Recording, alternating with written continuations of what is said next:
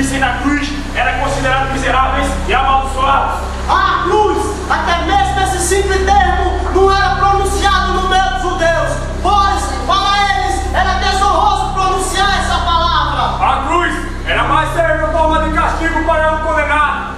A cruz era destinada aos ladrões, aos assassinos, estupradores, rebeldes, a todos os transgressores da lei. A cruz matava lentamente os seus condenados. Na medida que as horas se passavam, os corpos pendurados iam perdendo as forças até a morte. A cruz foi um cálice amargo que Jesus veio passar, experimentar, para expiar os nossos pecados por meio de seu sofrimento.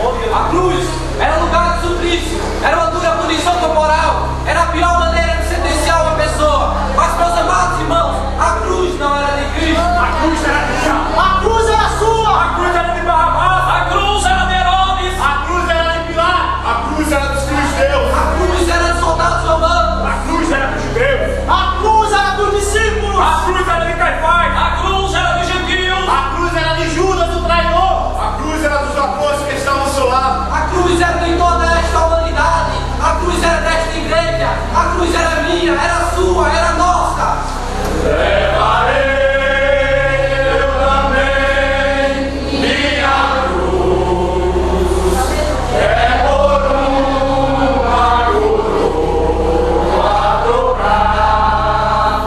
Mas a cruz nunca foi do meu mestre. Sabe por quê?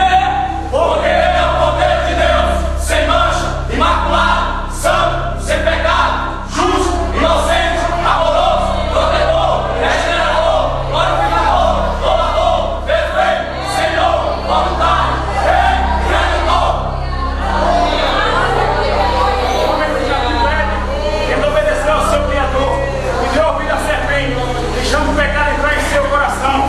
O pecado é a única coisa que separa o homem de Deus. Deus, em sua onisciência, já sabendo que o homem iria pecar, providenciou o poder morto desde a fundação do mundo. Se o evangelista João estivesse aqui, ele mesmo diria que o Verbo se fez carne e habitou entre nós, e vimos a sua glória como a glória do Cordeiro de Deus, cheio de graça e de verdade. Jesus veio para nos libertar do pecado e da morte. Agora todos aqueles que o recebem, ele dá o direito de ser chamados filhos de Deus.